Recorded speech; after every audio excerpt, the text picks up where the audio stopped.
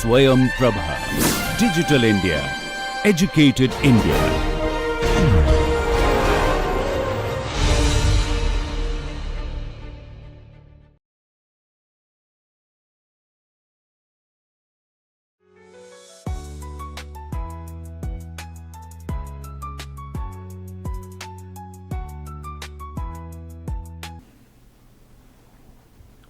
So, welcome to the third lecture, and this is the continuation of the second lecture, thermal properties of the material part 2.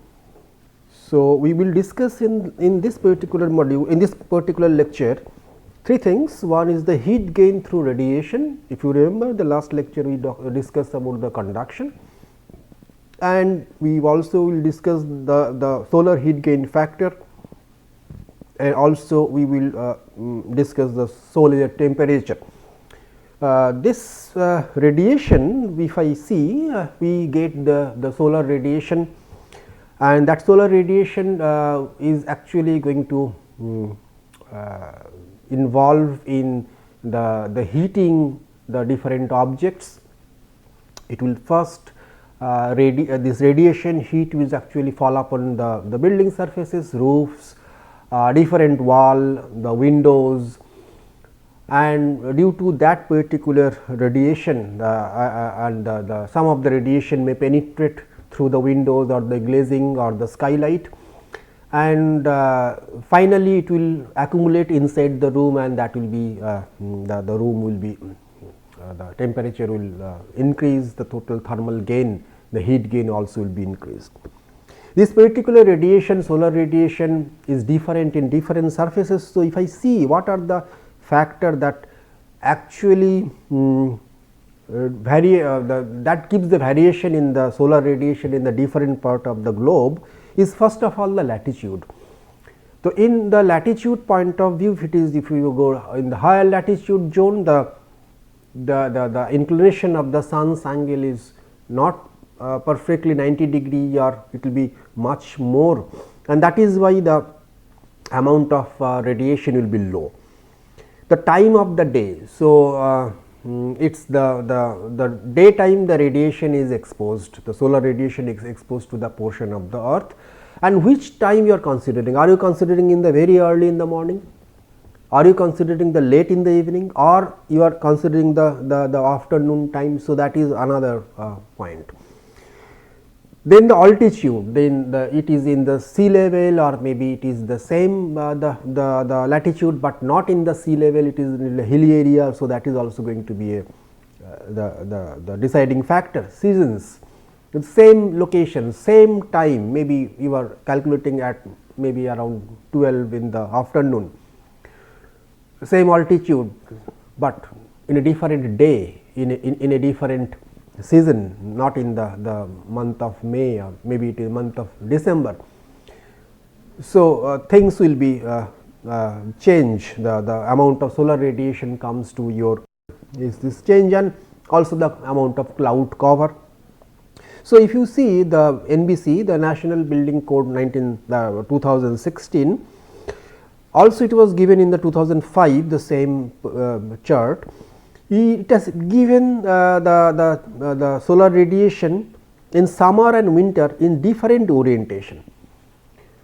So, that means, as you know, in the northern hemisphere, sun moves from the near about northeast or maybe around east, and then it follow the southern path and southern side, and then the west. So, there is a variation in the south intensity, variation in the east intensity, variation in the west wall intensity, also in the north and also in the horizontal. So, here north, northeast, east, southeast, south, southwest, west, northwest, and horizontal, all the 9 surfaces, 8 coordinal surfaces and 1 the horizontal surfaces, both in summer and winter. And in this 1, 2, 3, 4, 5, 6 latitude 9 degree north to 29 degree north, it was listed. So, this is very helpful the data. So, we can take this data if my city is nearby, I may not be exactly on 13 degree, but we can see that yes, it is be approximately in that area.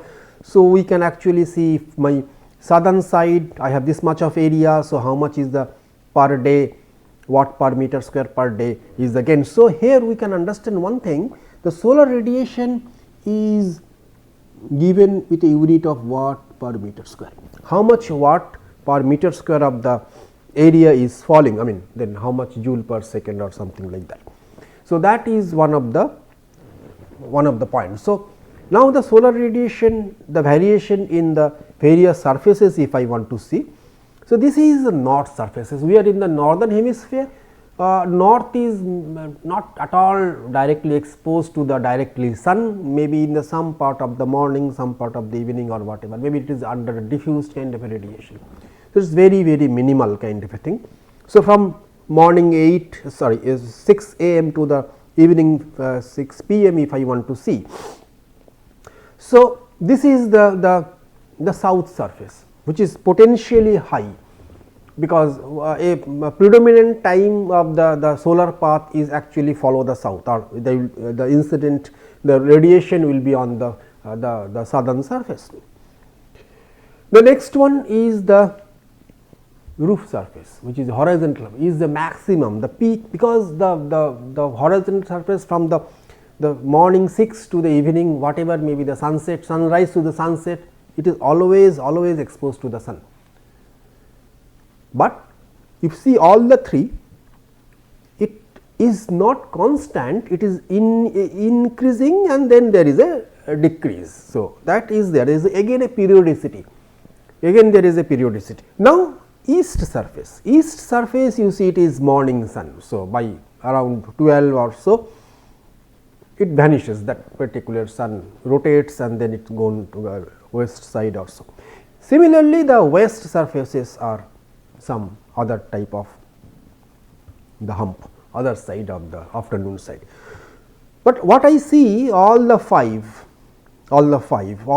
sides are the horizontal, including the horizontal, there is a time dependency, the solar radiation is not fixed. So, we will discuss how to tackle that one, because if I want to actually accumulate that how much heat is penetrating because of the temperature difference. We have seen in the last lecture that there is the periodicity exists in the temperature, outdoor temperature also, and now we are seeing that there is again a kind of the periodic phenomena is also exist in the solar radiation also, because solar radiation is also going to impart a lot in the heat penetration or the total cooling load calculation. These two periodicity, and this periodicity is different, the east wall periodicity type of periodic changes and the west wall is not same, and east west is not going to be the same with the south and the roof. So, how to tackle that one we will see. Of course, it is required little bit of higher mathematics, but we will not go in that much of detail, we just see that how easily we can develop some kind of a approximate kind of a model, and that will actually calculate the heat gain through a building in the maybe the third phase or the fourth phase of our lecture. So, pyranometer is another instrument which actually used for the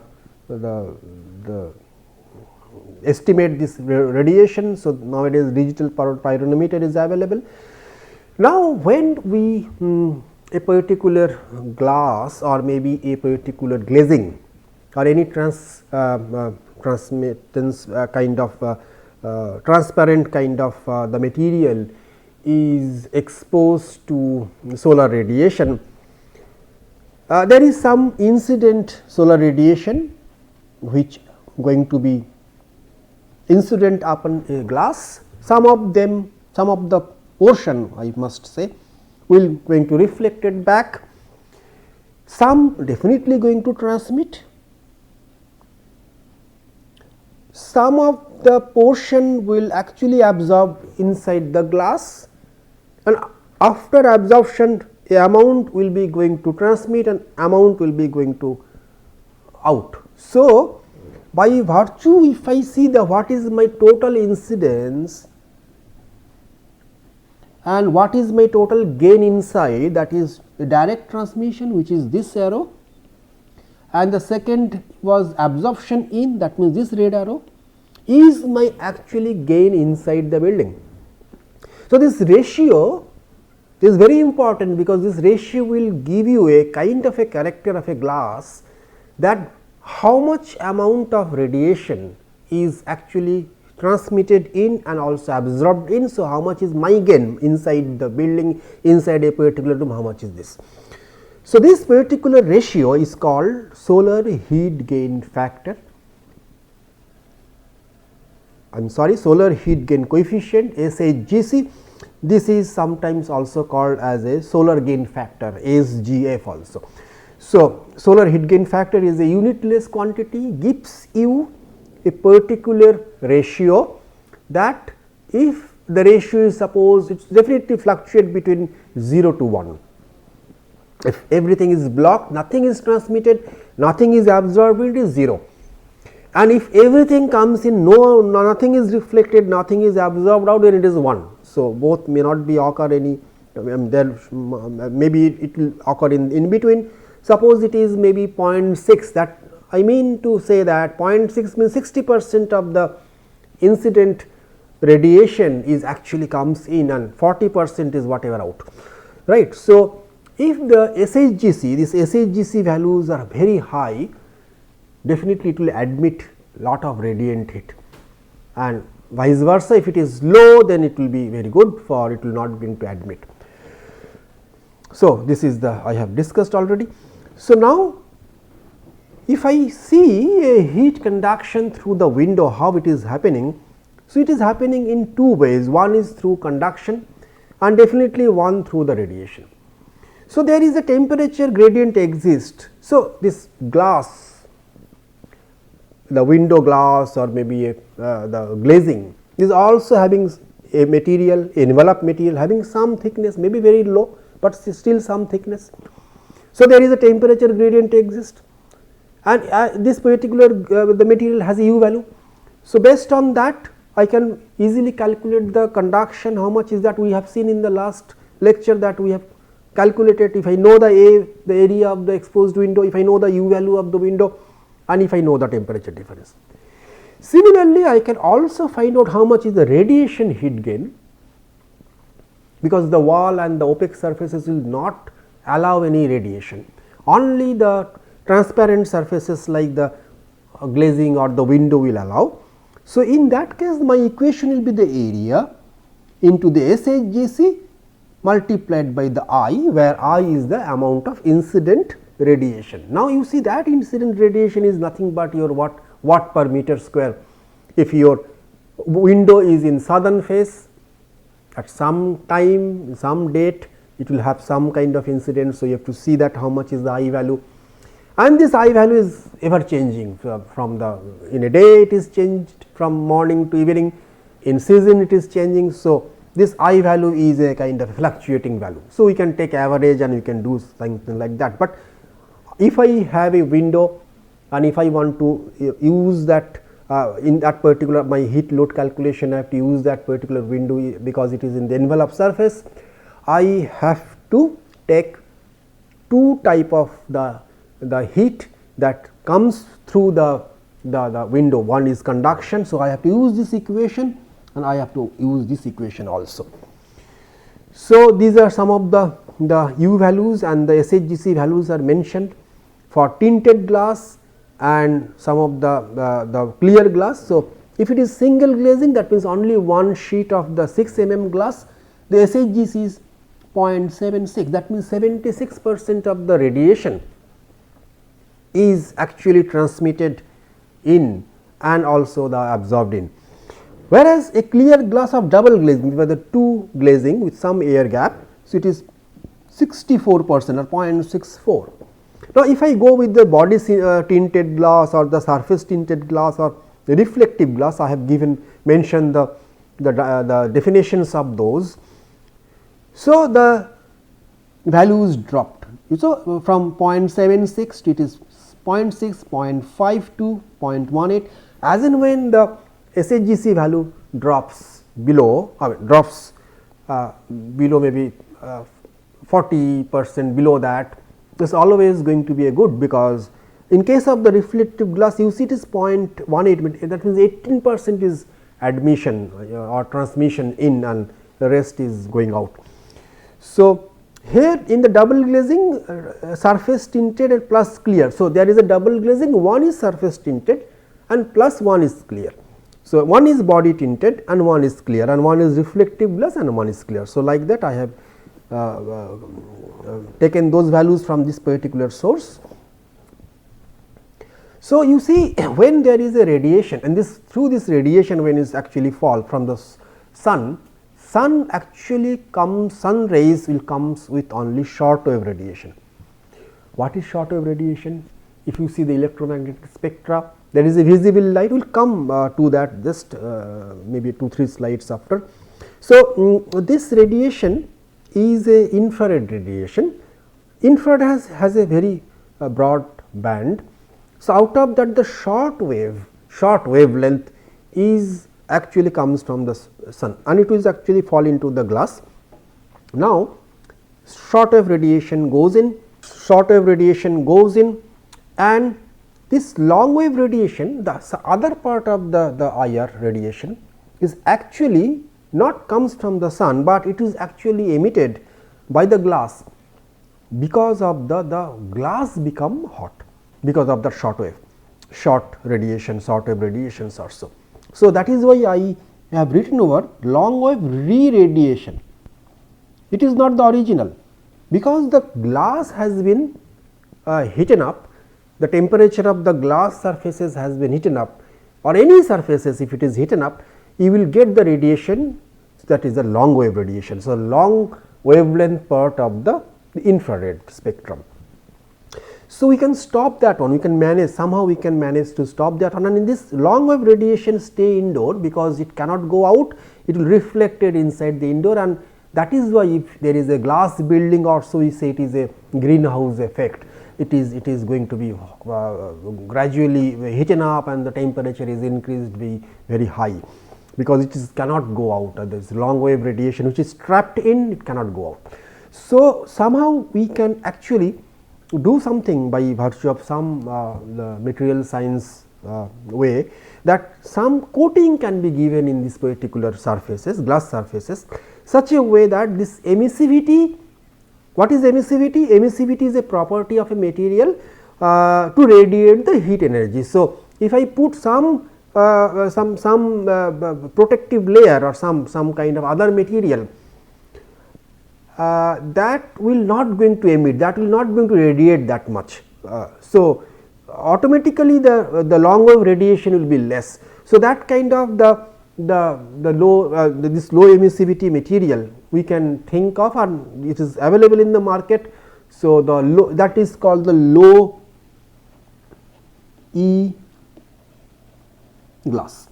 So, low emissivity glasses, little bit high cost of course, but that is available, which actually allow the short wave radiation, and but it will stop the emissivity of the glass itself, so that it cannot, or it will not going to radiate long wave that much.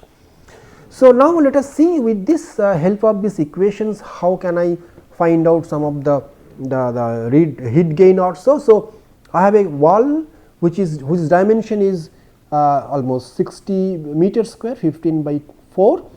WWR is 15%, window to wall ratio is 15%, and wall U value, window U value, and window SHGC values are also mentioned. Wall does not have any U value, as you know, it is opaque. The outdoor temperature and the indoor temperature are also given, and solar radiation I have mentioned as 150 watt per meter square. So, first of all I need to know the how much is the wall area and how much is the window area. This window to wall ratio is going to help me. So, I found out that 9 meter square is the wall area and the 51 meter square is the window area, fine. So, I take it to the next slide. So, wall area I know, window area I know. So, now I will take the first equation to see how much heat is conducted by virtue of conduction through wall. So, I have that old formula which we have discussed in the last lecture.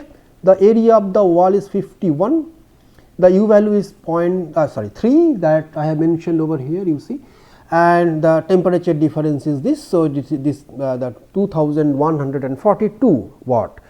Then similarly, I do the same use the same equation for the window, because window have now two component, one is through the conduction of the heat and another one is the radiation. So, here very simple, A is the 9 area, the 5 is the u value of the window which has been given in the problem, and the del T remains same, and this is 630 watt. And then the last one, the other part of the window, the radiation part of the window, where this new equation I have to place. The area of the window is 9, SHGC of the window is 0.6. You see, the SHGC is 0.6 has been taken here, and there is no question of del T. Instead of the del T, the outdoor temperature is the nature given. So, here I have taken another nature given parameter, which is the solar radiation 150, that is 150, and this is 810 watt. So, now I have to add it up. So, if I add it up, I got the value as 3582 watt. So, it is 3.5 almost 3.6 kilowatt is the total. That means, for that particular situation, when your temperature is 38 degree outside, you want to keep yourself as 24 degree. That is why I call that as a indoor set point temperature. I want indoor as a 24 degree centigrade. At that particular moment, the solar radiation is 150. You have a wall of 60 meters square with 2 windows or 3 windows, whatever it may be, but only 15% area of the window, and rest 85% of the area is your wall. I think so. I just go back. Yes, WWR is 15%. So, 15% is your window, and the rest of the area is your wall. So, at that snapshot time, 3.582 kilowatt will be the energy transmission. Then next is a very important thing, is the solar temperature. See, because of the solar radiation which actually strikes in the surfaces, the surface temperature increases. If you just touch a wall which is under the solar radiation, and another wall, the same material, same color, same thing, but it is under shade, definitely the wall which is under solar radiation will be higher in temperature. So, we have to take that particular into account, because the conduction of the heat from the one surface of the wall to the other surface of the wall. So, this surface wall condition I have to see, it is not only the outdoor temperature, but also this temperature of the wall surface. So, is it under shade or is it under solar radiation, direct solar radiation, that has to be seen. So, we have to find out this solar air temperature, which we will find with this particular formula. You see, this is the outdoor temperature TO, it exists, and a additional extra amount of temperature can be found out by the solar radiation, which is I, then absorbent of the surface, which is small a, which how much it is going to absorb because of the color. If it is, again, if you see, both wall are under sun, but one is black in color, one is white in color. Definitely the black color surface will absorb more, and you will see the little bit extra temperature. So, the value of the absorbent, it fluctuates from 0.1 to 0.9. So, that is also there, and also the surface conductance, how surface is conducting the heat, that is also a very the interesting phenomena, because of the thin layer and the some of air or so, it is also going to. So, that value is also depend upon the material. So, that value is given in watt per meter square degree C, and that value comes from 15 to 25, around 15 to 25 watt per meter square degree C, depending upon different type of material. So, now suppose the wall is under shade, complete shade. So, then the I is going to be 0, and as and when I is going to be 0, you will have the solar temperature equal to the outdoor temperature 38 degree, whatever we have seen in the last example. But if there is a 150 or something is there, some solar radiation is there, because of your color and all these things, there is a and F naught exist because of those parameter, and there will be some increment of your the temperature, and this two temperature will add up, the increment plus the outdoor temperature, and that should be, you should take that for your calculation. So, let me see with the same problem which we have solved just now. I have just given two more data, that the surface absorbent is 0.4, which is A, which is, this is your A, and the surface conductance is 20, which is your F naught. So, the same problem, so that this area calculation remains same. So, we will go back to this. We have now have to calculate how much is your solar temperature. So, your radiation is 150, the same which we have taken in the last problem. This is your A value, this is your F naught value. So, almost about 4 degree. So, this, if you see that there is a 4 degree. So, this is 38 plus 4 degree centigrade is increment because of this solar radiation. So, if you have to take as outdoor temperature 41 degree, not 38 degree. So, if you take 41 degree, because it is under solar radiation, your calculations will be much more accurate. So, based on this, again I am calculating the heat gain through the wall, which here I have taken the solar air, not outdoor. So, now it is not 38 minus 28, and it will be now 41 minus 24. So, this is the value in the conduction of the wall. Conduction of the window, again this is 41 minus 24, that 18 degrees or so, and your other values remain same, the area remains same, your U value remains same, only the solar air temperature changes if it is under sun. And the last one, that 810 will be remain same, because in this particular equation, the radiation equation, there is no question of any temperature difference or so. So, I will get almost about the 4.1, if you remember last one it is 3.5, this is 4.176 kilowatt. So, it is has been a kind of increment, definitely it has to increase, because we are considering the solar radiation, we are considering the extra temperature raising in the outdoor wall and outdoor window surfaces, which actually contribute to the transmission of the heat.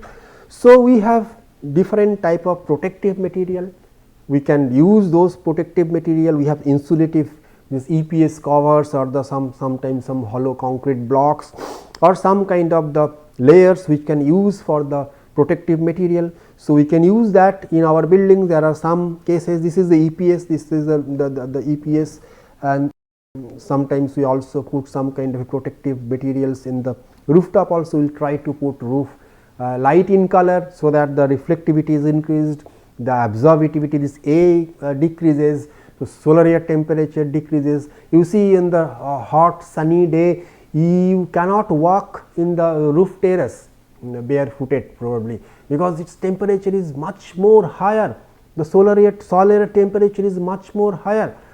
Maybe the temperature outside is 38, 39, 40 maybe, but you cannot walk in the afternoon, maybe 2 o'clock or so in the terrace, because of the surface temperature of the terrace is maybe around 55 degrees or so, 15 degree high, because of those parameters, solar radiation very high, maybe 800 watt per meter square. So, that particular temperature has to be taken, and that particular temperature will be killing you because of the heat transfer kind of a thing. So, how that can be reduced down, maybe shading, maybe some kind of this insulative material. So, those are some of the EPS, the expanded polyurethane material is very useful for this purpose. So, now how I can use it? Suppose I have there are two materials, one, suppose the combination, suppose the UA is your RCC slab, which is suppose your U value is 3, and UB, the new material you are putting up, and that is your next new material, that is your 1 inch extended polyurethane, which is having U value of 1. Then what will be the combined U value of these two layers? So, that you can use this equation, it also can be a very approximate equation, but holds very good. So, the combination of the u values of the material A and material B will be reciprocal, add and then again reciprocal it. So, 1 upon u A plus 1 upon u B. So, 1 upon 3, 1 upon 1, and then see the actually if you want to use a RCC roof, that u value is 3 and it is dropped down to 0.75. Now, instead of 1 inch EPS, if you use 2 inch EPS, then the u value of 2 inch EPS is 0.6, is further dropped. So, you will get a maximum benefit by virtue of this insulative material. Insulative material increases the thicknesses and all, and also impart the decrease in the u value, which will be helpful. Now, here it is the energy efficient glazing, as I told you. The glazings are there, the glazings, window glazings are also required for the daylight. So, the solar, the radiation also take care of your visual light also. So, if you see the band, this is the band for the solar spectrum. It has a infrared portion, it has a visible light portion, it is a UV portion also. So, out of that, this 44% is the visible light and 53% is the infrared, which is actually heat. So, out of the we will first see that particular glass or some material, transparent material, how much is the visible light transmission, which I want to improve. Okay. So, we will see how much is this visible transmission, how much percentage or how much, and out of that how much is your SHGC. SHGC will going to increase your temperature. So, this LGS ratio, light to solar gain ratio, how much is your light and how much your solar gain, what is the ratio between them. So, I want more light, I do not want the solar gain. So, if this ratio is high, if a particular somebody can give me a material, this glass material which has a high VT value, but low SHGC value, I will be very happy, because I will have lot of daylight, the visible spectrum will be much more, which will not going to increase my temperature, and also having the low SHGC value. So, the temperature increment will be low. So, we can have reflective glasses or clear double glazing glasses will follow this 45-degree path. So, both are equally increasing. Suppose a kind of a glass which is having a high SHGC, also the high VT, which is very normal, but some of the glasses maybe show like that very high SHGC has very high low VLT, visual light transmission. So, we should not actually take those glasses, no, because that will unnecessarily increase my heat gain, but it will not give me any kind of the daylight, the low VLT. But I will be very interested if I get some kind of glass in this zone where I have a very high VLT, very high value of VLT and very low value of SHGC. Okay. So, that high VLT give me more daylight penetration, I will be very happy, because I will my artificial electrical the lighting load will be less, and I will not having that much of heat gain because the low SHGC value. So, there are some high performance tint glasses, there are some low, I just talk to you regarding that low emissivity glasses are there, which I can think of. So, it is another graph where we can see the from the wavelength point of view, the visible portion and the infrared. So, if you take a double glazed window glass or whatever, so it has a good visibility and also good infrared penetration. So, it is both are good, both VLT and the SHGCs are good, which is not going to be bothering me, because I am going to have the lot of heat gain. But I can actually go this kind of curved one, where we have a good visibility or the visible spectrum penetration, but very low kind of the infrared penetration. So, those are the low E glasses also. See the red color pattern is very high visibility or the low kind of a thing. So, these are the references for this lecture. I have used the same references, and what we understand from here is that the solar radiation plays a very important role. As you know, it is again a periodicity, it has a periodicity. So, we need to see that one in the following lectures, that how we can tackle that one, and it increases the surface temperature of the wall, also it penetrates through the window. So, the transparent things like the window glazing, skylight has to be also designed accordingly. Thank you so much.